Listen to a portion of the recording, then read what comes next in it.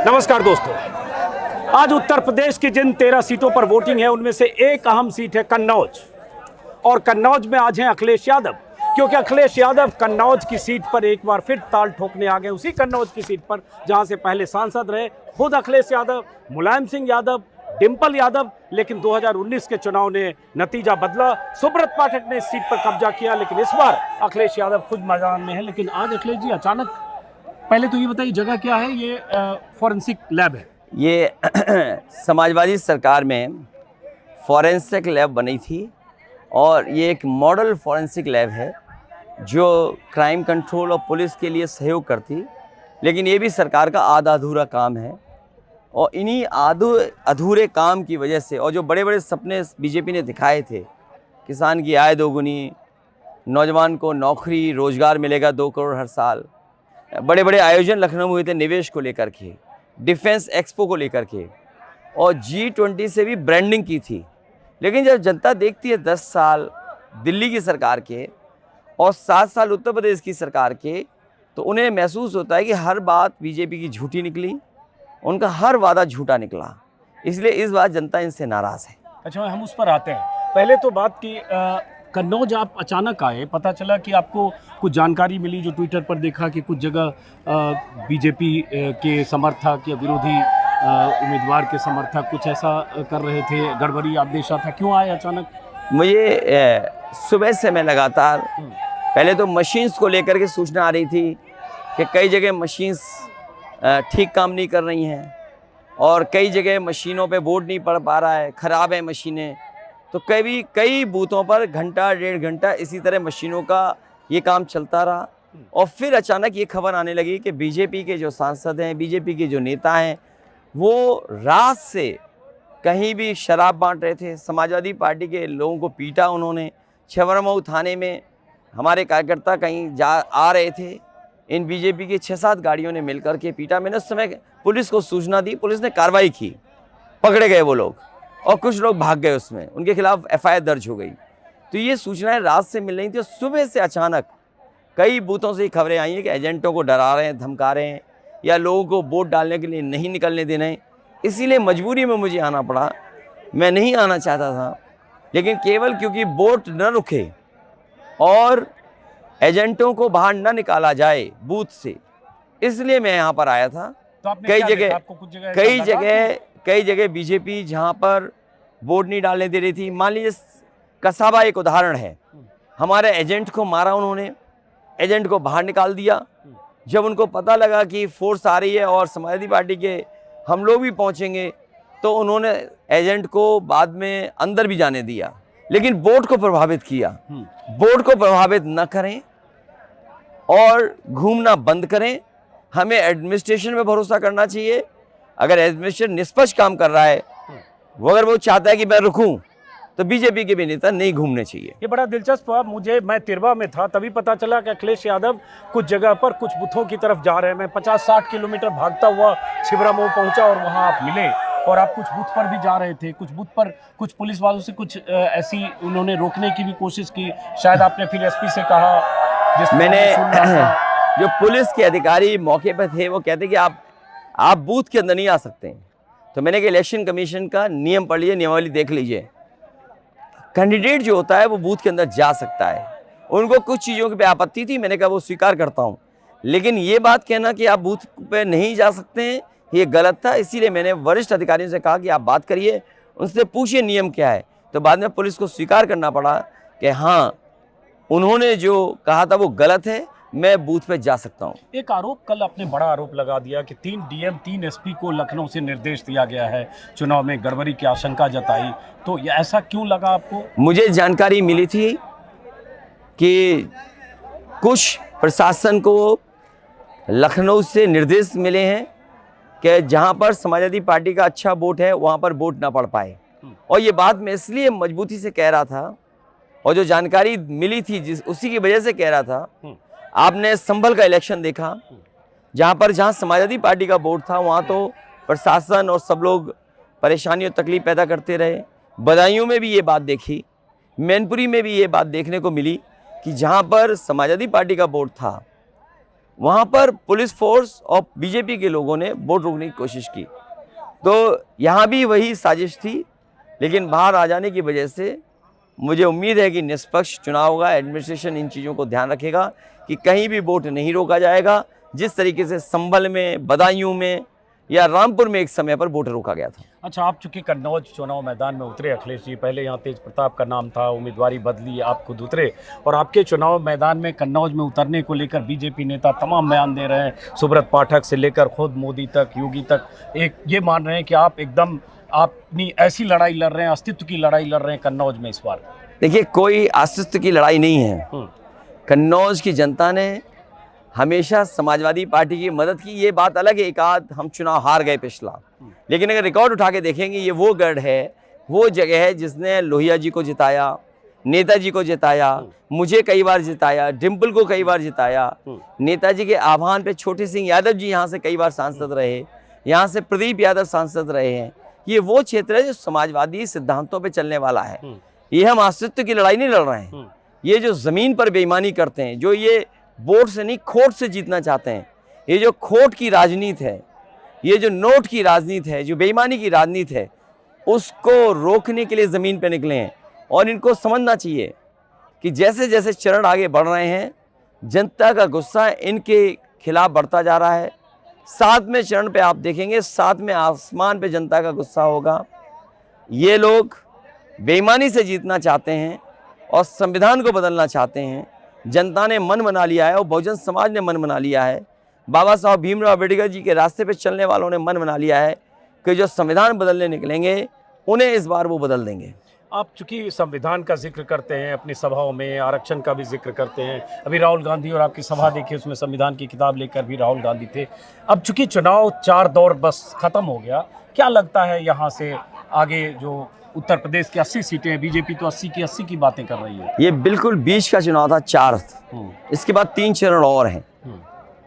4 तक बीजेपी हारी है और जो 3 चरण होने जा रहे हैं वहाँ बुरी तरह बीजेपी हारेगी, क्योंकि लोग इनको समझ चुके हैं, लोग इनकी बातों को जान रहे हैं। ये अपने ही नेगेटिव नैरेटिव में फंस गए। जिन बातों को वो कहते थे, नफरत की, जाति धर्म की या हिंदू मुस्लिम की, वो नकारात्मक राजनीति के खिलाफ जनता मतदान कर रही है और ये अपने ही नेगेटिव नैरेटिव में उलझ गए हैं। और ये कहावत है ना कि जो कभी अपने लिए गड्ढा खोदते हैं वो एक दिन खुद गिरते हैं, और वही बीजेपी के साथ हुआ है कि आज वो उसी गड्ढे में खुद गिर गए हैं। उनकी हर कहानी आज झूठी लग रही है, उनकी हर बात लोग स्वीकार नहीं कर रहे हैं।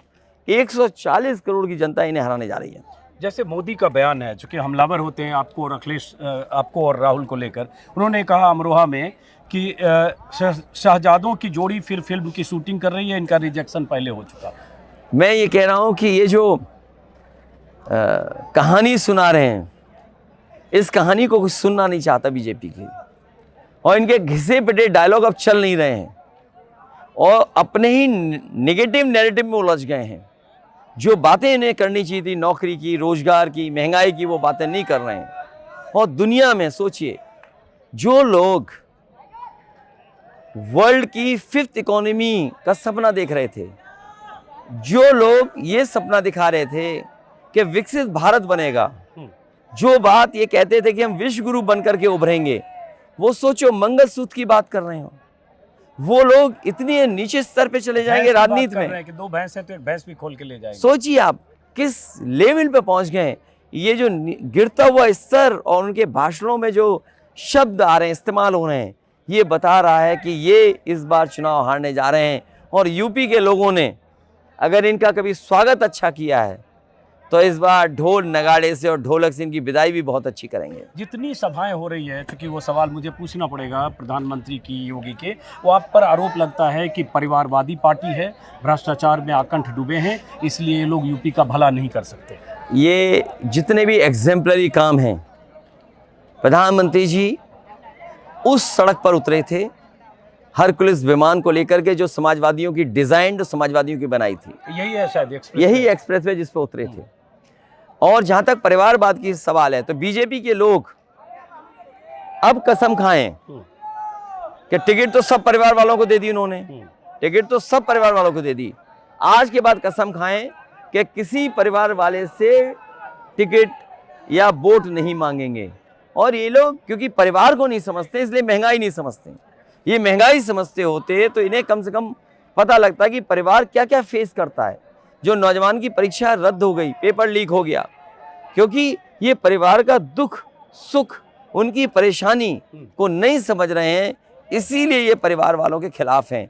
मैं सभी परिवार वालों से कहूँगा कि इन भारतीय जनता पार्टी के लोगों के खिलाफ वोट डालें। आप चूंकि अब चुनाव 4 दौर हो चुका है, 80 सीटें हैं, वो तो 80 की 80 कह रहे हैं। आप आज कहने की स्थिति में है अखिलेश जी की 80 में से हम इतनी सीटें जीत लेंगे, क्योंकि आपने एक गठबंधन बनाया।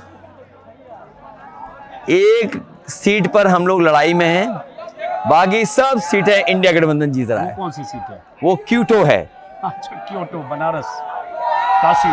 काशी। अच्छा, तो ये देखिए, ये इनके समर्थक हैं सामने, और चूंकि अखिलेश जी यहाँ आए हैं तो बहुत सारे यहाँ समर्थक वहाँ सामने दीवार पर वहाँ सामने खड़े हैं समर्थक। अब बहुत मुश्किल से पकड़ में अखिलेश जी। अब ये बताइए, जैसे आप इतना घूम रहे हो, बहुत सारे मुद्दे जो आप उठा रहे हैं, महंगाई, बेरोजगारी, उनका मुद्दा धार्मिक ध्रुवीकरण का है। आपने जिक्र किया मुसलमान का, हिंदू मुस्लिम, मंगलसूत्र, गाय भैंस, मछली मटन सब कुछ आ गया। आपको क्या लग रहा है कि जनता उनके मुद्दे को कैरी कर रही है, या वाकई ये चुनाव महंगाई और बेरोजगारी पर हो रहा है? जो सत्य के रास्ते पे नहीं चलेगा वो सबसे बड़ा अधर्मी होगा। मेरा यही मानना है कि जो सत्य के रास्ते पे नहीं है वो अधर्मी है। जो जनता को खुशी नहीं दे सकता वो धर्म का रास्ता क्या। और फिर जो बार बार उसी मुद्दे पे घुमा फिरा के ले जा रहे हैं, इसीलिए मैंने कहा इनका जो ये नेगेटिव नैरेटिव है ये उसी में उलझ गए हैं, उससे बाहर नहीं आ पा रहे हैं। जो दूसरों के लिए गड्ढा खोदते थे आज वो खुद गिर गए उसके अंदर। एक सवाल मैंने पूछा कि आप ये कहेंगे, जैसे वो दावा करें, तो आपने कहा एक, लेकिन ये तो 79 बहुत ज़्यादा हो गया। देखिए, हमारी जो लड़ाई इंडिया गठबंधन की थी, 79 में इतना अच्छा समीकरण बनाया है, जीतने को हम कितनी सीटें जीतेंगे वो तो परिणाम के बाद आएगा। लेकिन आज हमें भरोसा है, इधर की तस्वीर दिखाइए, आज हमें भरोसा है कि हम 79 सीटें जीतने जा रहे हैं। आज हमें भरोसा है, क्योंकि जो वोट पड़ा है, जो माहौल देखा, जो मुद्दे हैं। लेकिन कल रिजल्ट क्या आएगा ये हमें नहीं पता। दावा तो किया ही जा सकता है, क्योंकि 79 पर कभी किसी ने जीता अब नहीं। बीजेपी कह रही है हम सब जीत जाएंगे, 80 400 पार, इसलिए उन्हें पार कर दिया। इस बार जनता ने पार कर दिया और संविधान के सवाल पे आर पार की बात लड़ाई हो गई। बीजेपी 400 पार और यूपी में 80 कह रही है। तो इसीलिए मैं कह रहा हूँ ना कि ये कहा जा सकता है, लेकिन ये सच्चाई नहीं है। अब ये बताइए ईमानदारी से, कन्नौज को लेकर तो धड़कन बढ़ी है आपकी, क्योंकि कन्नौज आप ही से सुनना चाहूँ, बस खत्म कर रहा हूँ। देखिए, आशीष पीछे से जल्दी कर रहे हैं, हम जल्दी करते हैं क्योंकि अखिलेश जी को कहीं जाना भी है। हाँ। जो लगाव आपको अपने क्षेत्र से होता है और जिस तरह का आपको अपने क्षेत्र में जुड़ाव महसूस होता है, वो एक रिश्ता बन जाता है। ये वो कन्नौज क्षेत्र है जहाँ मैं पहला चुनाव लड़ा था, और नेताजी ने जब पहला भाषण दिया था 2000 में, तो मुझसे उन्होंने ये कहा और जनता से अपील की थी उस समय कि मैं आपको अपना बेटा देना, उसको नेता बना देना। उसके बाद से लगातार यहाँ की जनता ने मेरी मदद की, सहयोग दिया। मोहम्मद आजम खान साहब ने कहा था कि सुल्तान बना देना, तो वो जनता ने हमेशा जिताया। और कन्नौज को जो रिश्ता बनाया है समाजवादियों ने, डॉक्टर राम मनोहर लोहिया 67 में लोहिया, उन्होंने जब एक बार कहा कि जब वो विधुना से जीत के गए और कन्नौज से जीत गए कुछ कम वोटों से, तो उन्होंने यहीं के लोगों पर कहा, और नेताजी अक्सर कोट करते थे कि मुझे यहाँ के लोगों ने डूबते डूबते बचा लिया। तो ये जो एक रिश्ता है कन्नौज से, समाजवादी भावनात्मक शुरुआती रिश्ता, जहाँ पे हम लोग सीखे और आगे बढ़ना सीखा, इसी क्षेत्र ने हमें ऊंचाइयों तक पहुंचाया। तो ऐसे क्षेत्र से तो रिश्ता होता ही है। और फिर क्योंकि पहचान कन्नौज से समाजवादियों की है और कन्नौज समाजवादियों का गढ़ माना जाता है, इसलिए बीजेपी हर ताकत लगाना चाहती है। पुलिस देखो आप, पैसा देखो आप, रात भर शराब बांट रहे थे बीजेपी के लोग, हम लोग शिकायत कर रहे थे, लोगों को जगाया हमने, हमारे कार्यकर्ताओं को सर फोड़ा, पीटा उन्हें, सुबह भी बूथों पे लगा। सोचो कितनी बड़ी लड़ाई लड़ रहे हैं। एडमिनिस्ट्रेशन उनके साथ, दिल्ली की सरकार उनके साथ, यूपी की सरकार उनके साथ, पुलिस उनके साथ, लेकिन उसके बावजूद भी जनता झुकी नहीं, जनता वोट डाल रही है। अब एक सवाल, आपने कहा समाजवादियों का गढ़ कन्नौज रहा, इसमें कोई शक नहीं है। 21 साल तक लगातार मुलायम सिंह जी जीते, आप जीते, डिम्पल जी जीती, हर उपचुनाव में भी, बीच में भी। क्या चूक हुई 2019 में, इसको कैसे एनालाइज करते हैं? देखिए 2019 का, समाजवादियों के गढ़ में बीजेपी ने हरा 2019 का हमारा चुनाव गठबंधन का था, और हमारे संगठन और हमसे जो गलती हुई कि हम लोगों ने बहुत करीब से ध्यान नहीं दिया। लेकिन इस चुनाव में हम लोगों ने गांव और अपने कार्यकर्ताओं को एक्टिव किया, और उसका परिणाम ये है कि आज समाजवादी पार्टी हर बूथ पे लड़ाई लड़ रही है। तो जब एक समय था कि 19 में हम कई बूथ चूक गए थे, जबकि 2019 में सपा बसपा गठबंधन था। इस बार बहुजन समाज के लोग, डॉक्टर राम मनोहर जी के रास्ते पे चलने वाले लोग, बाबा साहब भीमराव अम्बेडकर जी को भगवान मानने वाले लोग संविधान बचाने के लिए भारतीय जनता पार्टी को हराने जा रहे हैं। अब आखिरी सवाल, चूंकि देखिए इनके बहुत सारे समर्थक जुट गए, आखिरी सवाल कन्नौज पर, चूंकि आपके सामने जो बीजेपी के सिटिंग सांसद हैं सुब्रत पाठक, उनका एक बयान है कि अखिलेश यादव प्रतिशोध के लिए, बदले के लिए लड़ रहे हैं। चूंकि हमने डिम्पल यादव को हराया, इसलिए अखिलेश यादव खुद प्रतिशोध के लिए आ गए। तो इसमें क्या गलती, क्या नाराजगी हो सकती है? अगर आपने चुनाव, हम नहीं जीत पाए और चुनाव जीतने के लिए मैदान में है, तो क्या गलत है लोकतंत्र में? और फिर तब जब यहाँ वर्ल्ड क्लास इंफ्रास्ट्रक्चर दिया हो, ये एक्सप्रेसवे तब डिज़ाइन हुआ जब इंडियन रोड कांग्रेस में मानक नहीं थे एक्सप्रेसवे के। इस एक्सप्रेसवे के आसपास किसानों को सुविधा देने के लिए मंडी है, बिजली का भी काम हुआ है, यहाँ मेडिकल कॉलेज बना, यहाँ कार्डियोलॉजी डिपार्टमेंट बना, यहाँ कैंसर के बनाया, पैरामेडिकल बनाया। तो कन्नौज से हमारा लगाव है, इसीलिए तो बना रहे। साल में कुछ किया कि नहीं? उन्होंने यहाँ सब उजाड़ दिया, सब बेकार कर दिया। इन्होंने डबल इंजन की सरकार ने कोई यहाँ पर काम नहीं किया, और ये 5 साल में ये इंजन नहीं, ये खटारा इंजन साबित हुए। ये ऐसे खटारा इंजन साबित हुए कि जनता इनको देखना नहीं चाहती है। इन्होंने साक्य समाज, उनके भगवान बुद्ध को, उनकी मूर्ति लगी थी, उसको हटवा दिया। लोधी राजपूत समाज को इन्होंने कहा कि हमने पैसे से वोट खरीदा था।